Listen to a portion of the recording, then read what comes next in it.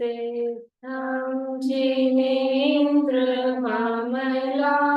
प्रतिमां प्रबोधम् निर्वाणमार्गममलं विबुधेन्द्रवन्द्यम्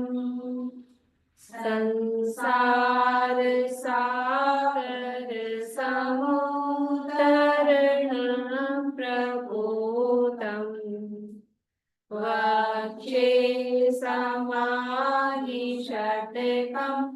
प्रणिपत्य वीरम् येनात्मा बोध्यतात्मेव परत्वेनैव चापरम् अक्षयानन्दबोधाय तस्मै सिद्धात्मने नमः। जयन्ति यस्या वदतोऽपि भारती विभूतयस्तीर्थकृतोऽप्यनीहितो शिवाय धात्रे सुगताय विष्णवे जिनाय तस्मै सकलात्मने नमः। सकल विभाग अभाव कर किया आत्म कल्याण परमानंद सुबोधमय नमो सिद्ध भगवान। आत्म सिद्धि के मार्ग का जिसमें सुभग विधान उस समाधियुत तंत्र का करूं सुगम व्याख्यान। नमो सिद्ध परमात्म को अक्षय बोध स्वरूप जिनमें आत्मा आत्म है पर जाना पर रूप जिनमें आत्मा आत्म है पर जाना पर रूप।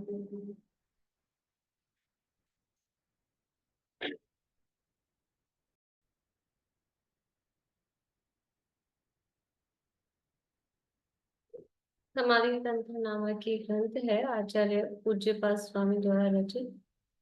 इसके अंतर्गत यहाँ चर्चा चल रही है कि आत्मा में लीनता किस प्रकार हो और आत्मा का जो सुख अतीन्द्रिय आनंद है वो किस प्रकार प्राप्त हो, तो क्या क्या विचार किया जाए, किस प्रकार के विचार चिंतन करें, वे पूर्व भूमिका में क्या विचार चलेंगे, पूर्व में जो विचार चलेंगे जस्ट पूर्व में वही बाद में भी वही चलेंगे, तो बाद में जो चलेंगे वही पूर्व में चलेंगे। ममता अभी क्या बोल रही? मैं रह गई पढ़ने को, पढ़ दूं एक बार? आपका वीडियो बंद था। हाँ हाँ, बोल दूं? हाँ बोलिए। यत् पश्यामीन्द्रिये तन्मे नास्ति अन्यतेन्द्रियः अन्तः पश्यामि सानन्दं तदस्तु ज्योतिरुत्तमम्। जो विचार बाद में चलते हैं वही विचार पहले चलते हैं, विचार वही चलते हैं, बीच में आती है वो निर्विकल्प दशा। इसलिए अंतरात्मा के जिस प्रकार के विचार होते हैं वो यहाँ बताए जा रहे हैं। और अंतरात्मा को ऐसा विचार करना चाहिए वो भी, क्योंकि उसकी भी भूमिका अभी निचली भूमिका है, तो उसको भी राग द्वेष आदि उत्पन्न हो जाते हैं, व्याकुलता भी हो सकती है और भी परिस्थितियां बनती है। तो किस तरह से उन परिस्थितियों को हम हैंडल करें वो यहाँ पर बताया जा रहा है। और कल यहाँ हमने देखा था 51 नंबर के श्लोक में कि जो भी इंद्रियों से दिखाई दे रहा है वो मैं या मेरा स्वरूप नहीं है, और अंदर इंद्रियों को कंट्रोल करके, नियत करके अंदर में देखने पर वो मेरा आनंद, ज्ञानानंद स्वरूप वो दिखाई देता है। अब आगे है 52 नंबर का, 101 नंबर पेज है, इसके उत्थानी का बीच में। यदि आनंद में ज्योति यानी ज्ञान आत्मा का स्वरूप है, तो इंद्रियों का निरोध करके उसका अनुभव करने वाले को दुख किस प्रकार हो सकता है। जब आत्मा आनंद में ज्ञान स्वरूप है, आनंद में ज्योति, आनंद में ज्ञान वो आत्मा का स्वरूप है, ज्ञान है वो आनंद रूप ही होता है। तो वो यानी ज्ञान को ऐसा भी कहते हैं, ज्ञान प्रशस्त यानी प्रशंसा योग्य होता है। प्रशंसा योग्य होता है कि ज्ञान जो है वो प्रशंसा ही दिलाता है, और जो प्रशंसा होती है वो अपने को आनंद होती है। तो दुनिया की प्रशंसा की बात है, पर जो ये ज्ञान होता है वो अंदर में एक प्रसन्नता का मतलब, अंदर में एक आह्लाद वो ज्ञान उत्पन्न कराता है। इसलिए ज्ञान आनंद स्वरूप है, आत्मा का स्वरूप है, इसलिए ज्ञान आनंद है।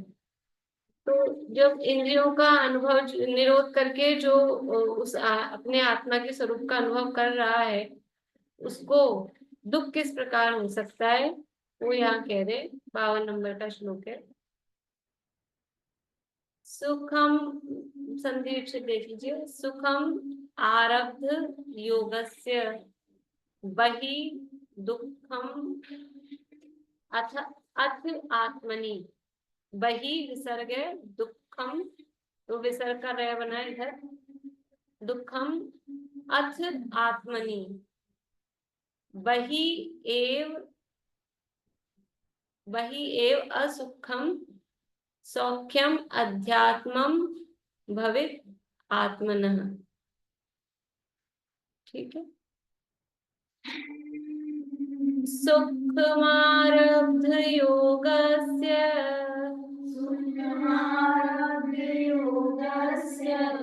शब्द तो है सुखम आरब्ध, सुखम आरब्ध, तो सुखमारब्ध योगस्य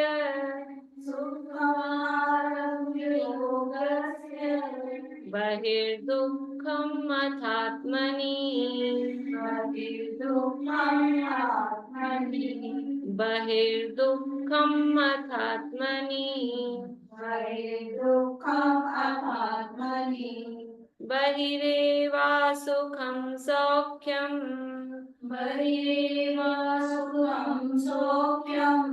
अध्यात्मं भवितात्मनः।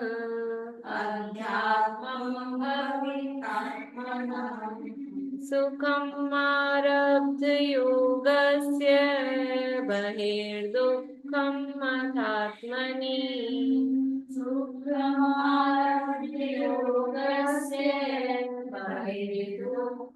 अथात्मनि।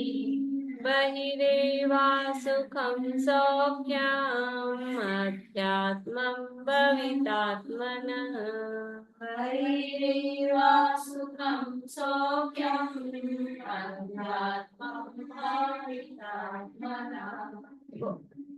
सुखम यानी सुख, आरब्ध योगस्य, आरब्ध योगस्य का अर्थ क्या दिया है, योग का अभ्यास।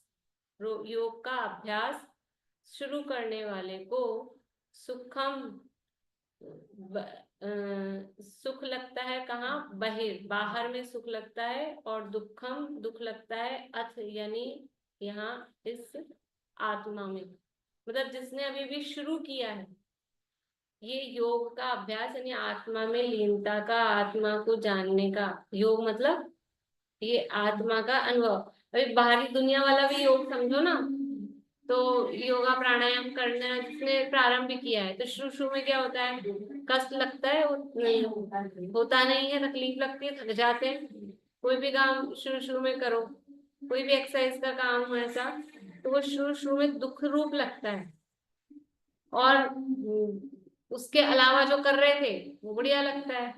तो बाहर में तो अभी आरब्ध योगी जिसने योग प्रारंभ ही किया है, नया नया है, उसको बाहर में सुख लगता है और अंदर आत्मा में दुख लगता है, दुख लगता है, मतलब वो इतना, क्योंकि इजी नहीं होता ना।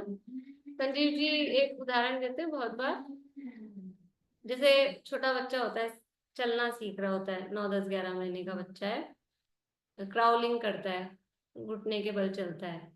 तो हम क्या करते हैं, हम कोशिश करते हैं बच्चों के साथ में, हम उसको खड़ा करते हैं, फिर कोई चीज दिखाते हैं, आजा आजा ऐसा करके, तो वो बड़ा डगमगा के ऐसे धीरे धीरे चलता है। तो वो मतलब वो उसकी मेंटेलिटी वो ऐसे बताते हैं कि वो भी क्या सोचता होगा कि कैसे मूर्ख है, मुझे ऐसे चलाने की कोशिश कर रहे हैं, इससे तो अच्छा है जल्दी से, वो भी 1 2 कदम चलता है, सोचता है, और जल्दी से वो अपने घुटनों के बल चल चल के भागता है। तो उसको घुटनों के बल चलना आराम लगता है और पैरों से चलना कष्टदायक लगता है, जबकि घुटनों के बल चलना कष्टदायक है। ये घुटने दर्द करते हैं उसमें, और पैरों पे चलना वो कष्टदायक है, आरामदायक है। लेकिन अभी अभ्यास किसका है, अभी घुटने के बल चलने का अभ्यास है, तो पैरों पे चलना कष्टदायक लगता है। ये तो घुटने में इसमें कष्ट नहीं झेला। तो ऐसे ही मतलब आत्मा में सुख है, विषयों में दुख है, बाहर में दुख है, लेकिन अभी अभ्यास उस विषयों का ही है और आत्मा का अभ्यास नहीं, तो लगता है कि ये कष्ट है, ये कष्ट है। मतलब कितनी प्रैक्टिकल है ये चीज दुनिया की।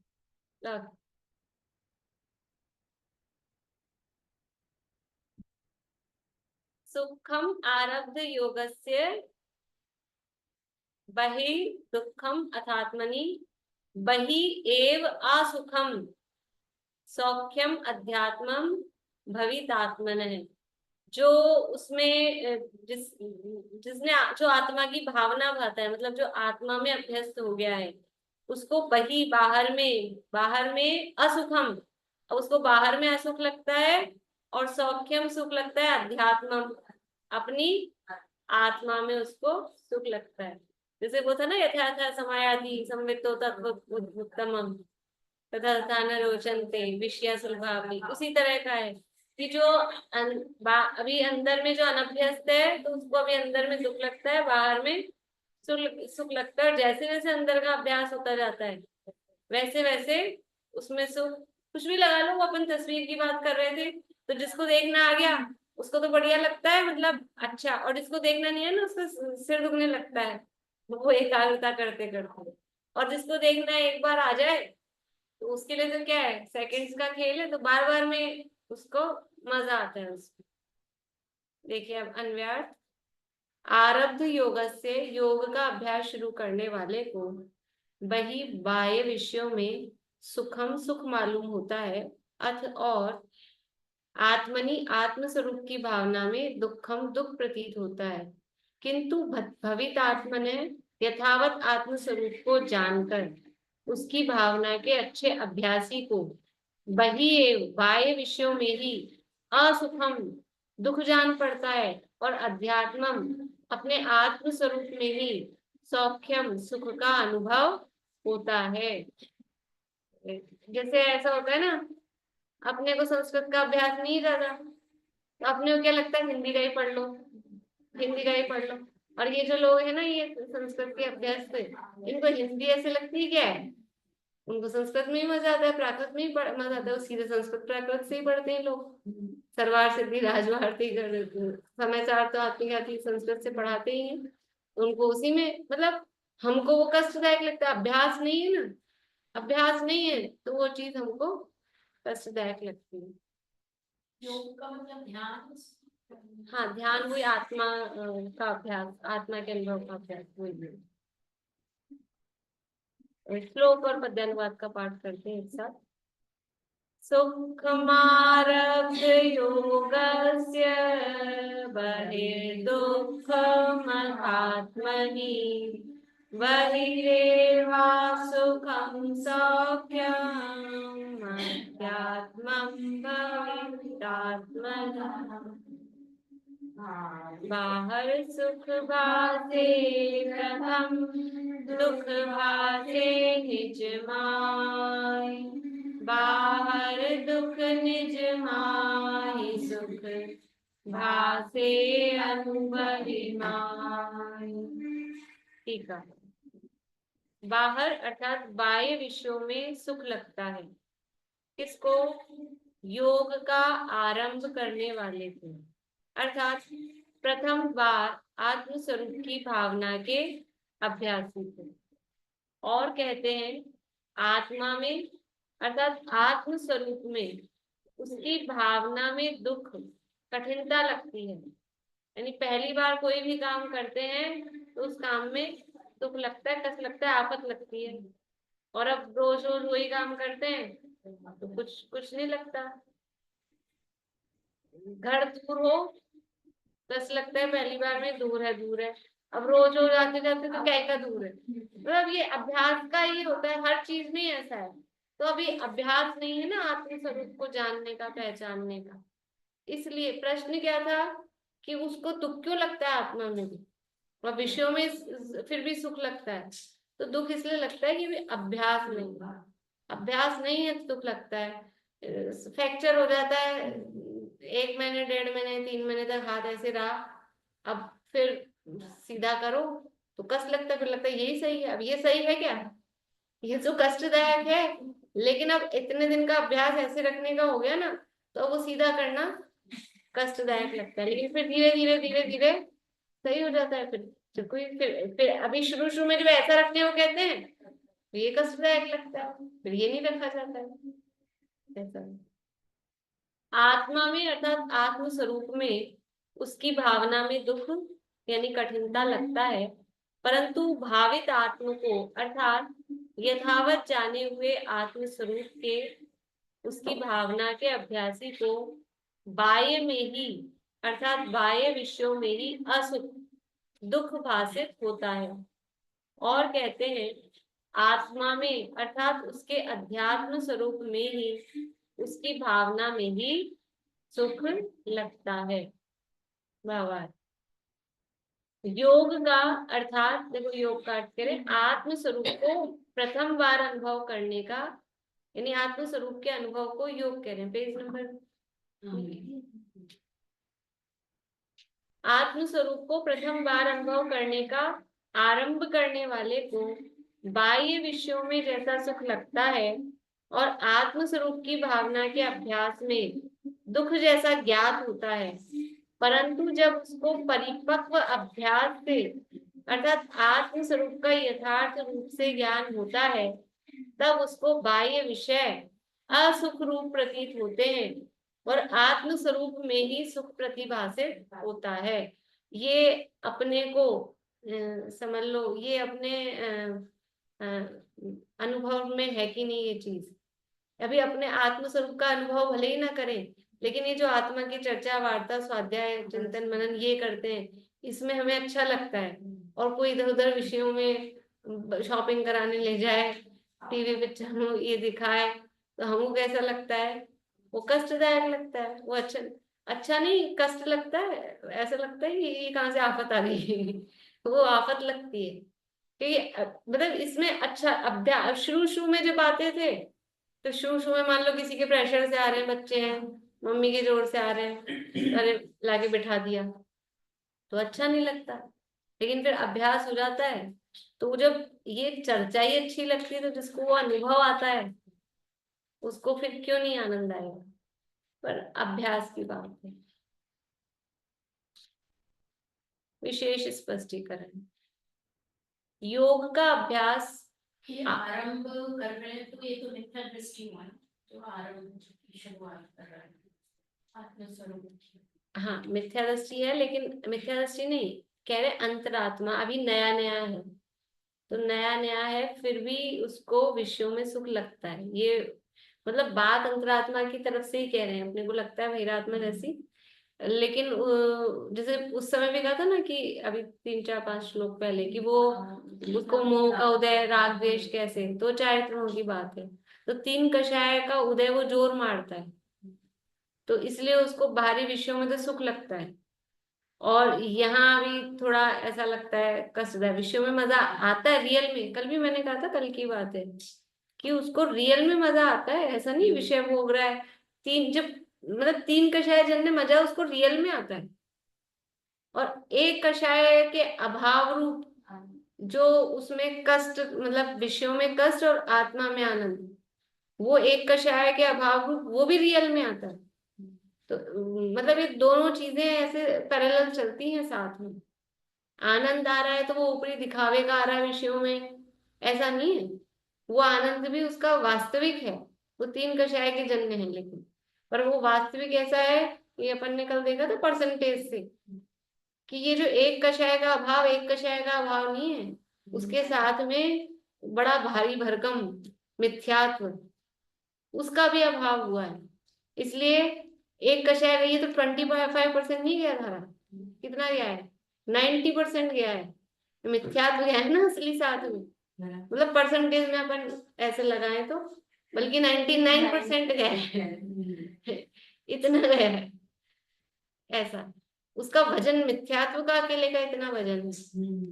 इसलिए ज्ञानी को दुख नहीं है ऐसा कहते हैं, ज्ञानी सुखी है इसलिए ऐसा कहते हैं। यद्यपि तीन कषाय के उदयजन्य दुख है, लेकिन वो तीन कषाय के उदयजन्य दुख अभी तक जितना दुख चल रहा था ना, उसके आगे कुछ नहीं है।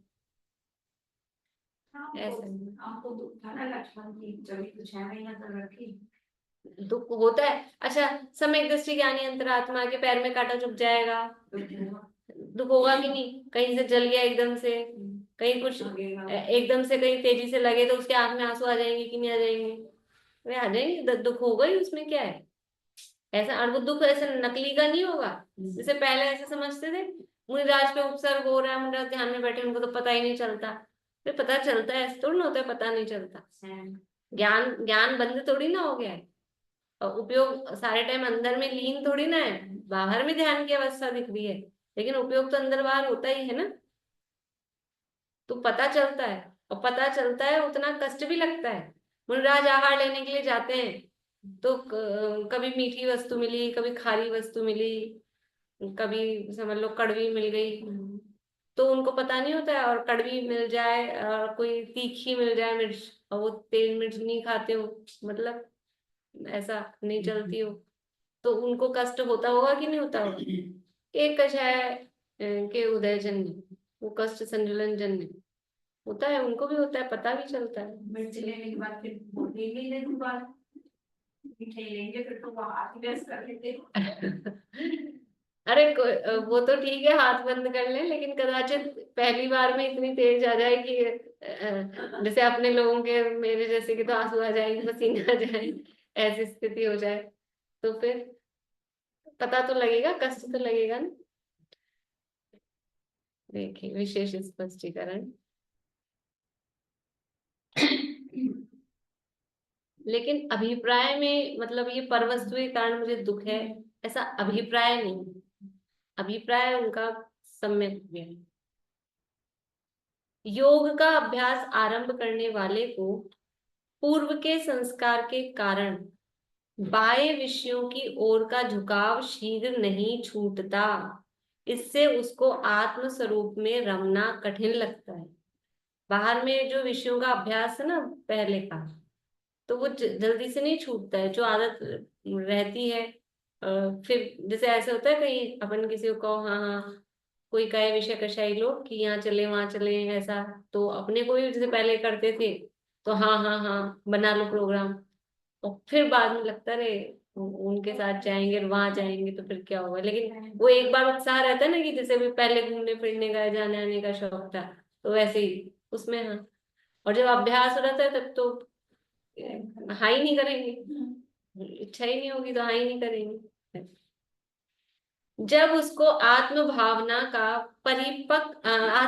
का अभ्यास परिपक्व होता है और वह स्वरूप में स्थिर होता है, तब उसको अतीन्द्रिय आनंद का अनुभव होता है। जब उसको ये अभ्यास परिपक्व होता है, बहुत अभ्यास बढ़ जाता है, उस स्वरूप में स्थिरता बढ़ती जाती है, तो अतीन्द्रिय आनंद का अनुभव होता है। अब उसको समस्त बाह्य विषय नीरस लगते हैं, उसकी रुचि उनसे उड़ जाती है, और आत्म स्वरूप में ही विहरना रुचता है। बहुत सारे उदाहरण दे सकते हैं। नई नई शादी हुई है, नई नई शादी हुई है तो क्या होता है, ससुराल में रहना कष्टदायक लगता है, और पीहर में जाना बार बार में वो अच्छा लगता है। वो ससुराल में रहना कष्टदायक लगता है, ऐसे फोन कर करके कह रही थी लड़कियां, मम्मी बुला लो मुझे। ऐसा। और फिर क्या होता है, अभ्यस्त दशा हो जाती है तब, 2 4 5 7 10 साल हो गए, फिर क्या होता है, अब पीहर में जाना कष्टदायक लगता है, कौन जाए। मम्मी बुलाएगी तो कहेगी अभी नहीं है टाइम। अभी टाइम नहीं है, और फिर मेरा सारा सिस्टम बिगड़ जाता है, मेरा घर डिस्टर्ब हो जाता है, मेरा रूटीन बिगड़ जाता है। ऐसा। फिर अभ्यस्त दशा में वो ससुराल अच्छा लगने लगता है, और वहां जाके लगता है कि क्या है। ऐसा है। बिल्कुल।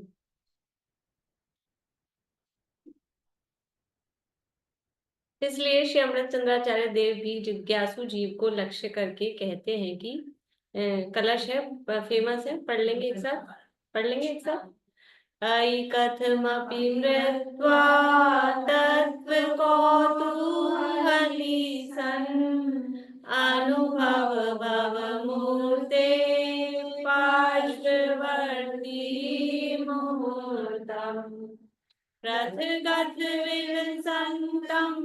स्वं समालोक्य येन त्यजसि जगति मूर्त्या सागमेकत्वमोहम्।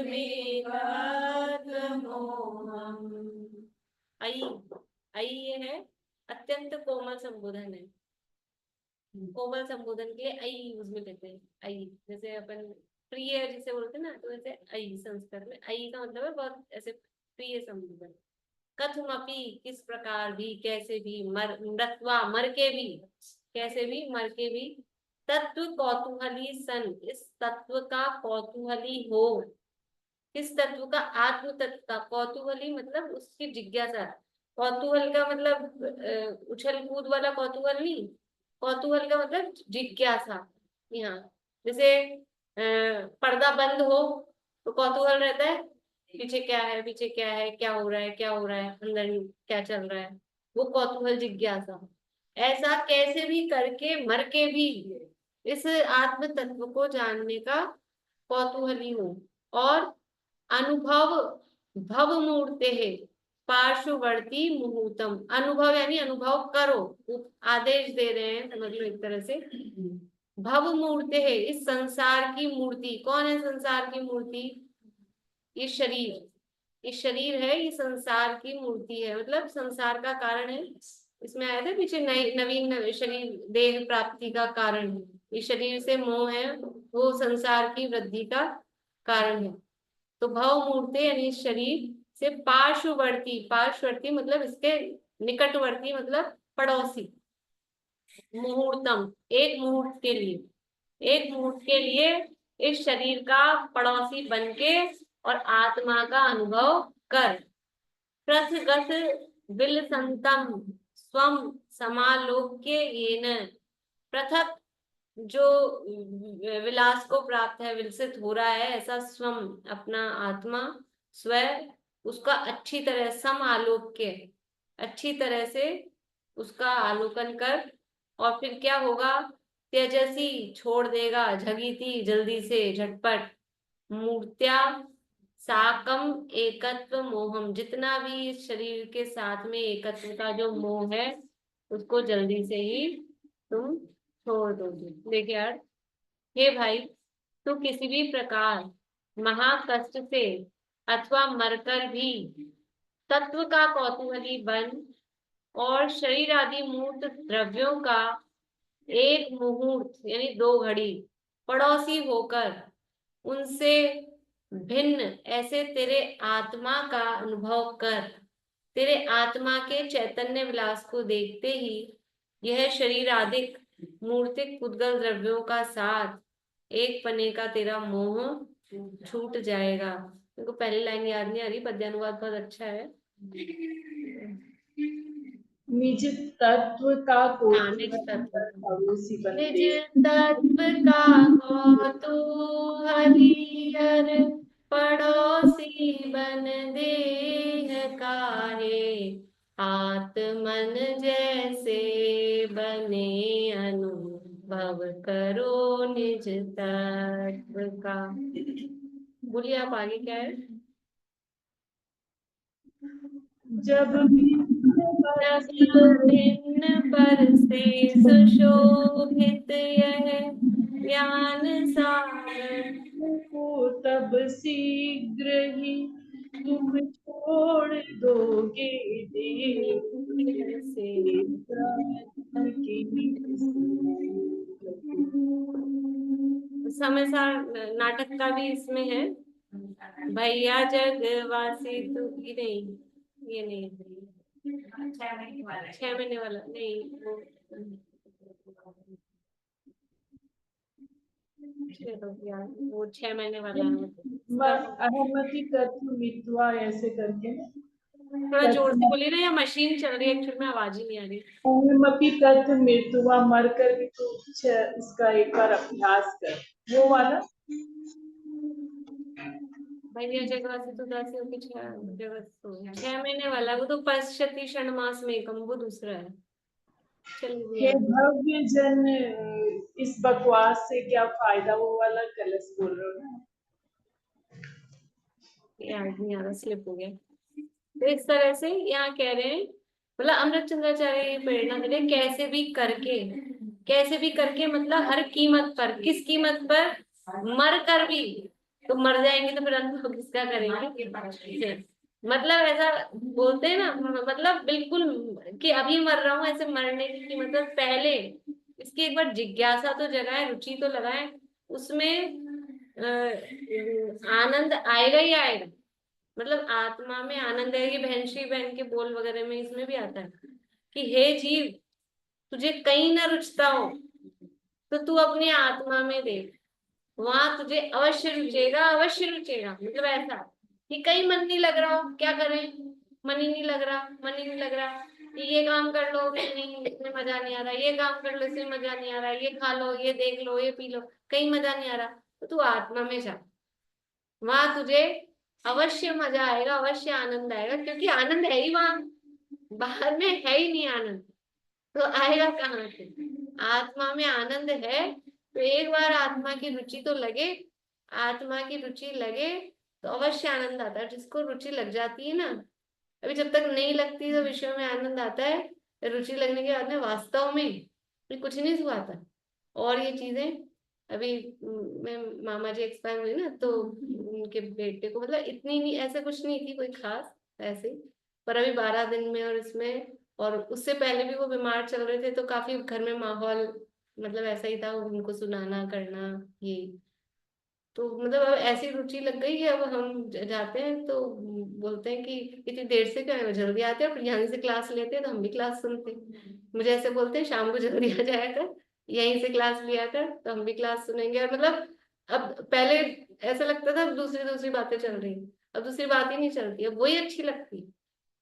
तो मतलब एकदम से जब वो अच्छा लगने लगता है ना, तो जब आत्म अनुभव आए तब और कछू न सुहाए, फिर दूसरे की दूसरी बातें, मतलब एकदम ऐसा लगता है सही है ये बात, रस नीरस हो जात तत्क्षण, अक्ष विषय नहीं भाई।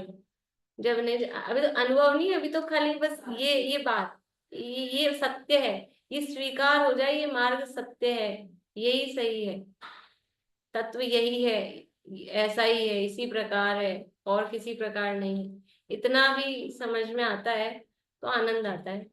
जिसकी चर्चा ही है सुंदर, तो वो कितना सुंदर होगा।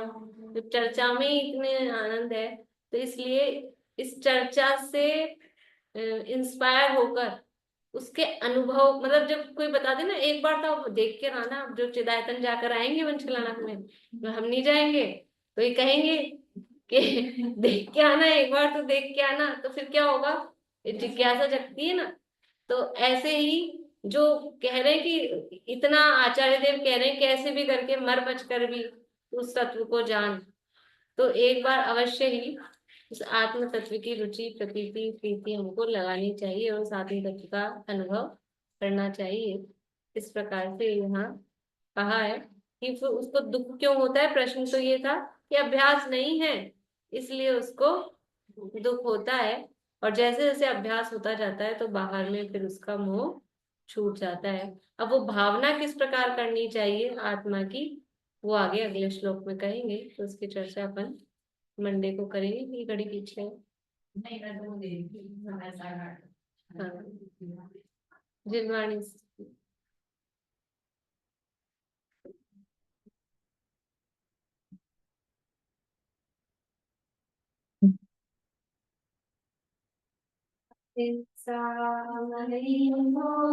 प्रवृत्ति सहज ही जीवन का आधार हो सत्य सुख में अचौधारे पर प्रीति त्यागे परमशील वर्ते रहे सहज निर्भय महाक्लेश कारी है आरंभ परिग्रह उसे छोड़ लग जाए निज साधना में धुल जाए सब में समता की धारा से बढ़ते ही जाए सुआराधना में होवे जितेंद्रिय परम तृप्त निज में एकाग्रता हो परम मग्नता हो साक्षात साधन मुक्ति का सुख में निर्दोष चारित्र जयवंत वर्ते सर्वज्ञ शासन जयवंत वर्ते निर्ग्रंथ शासन जयवंत वर्ते।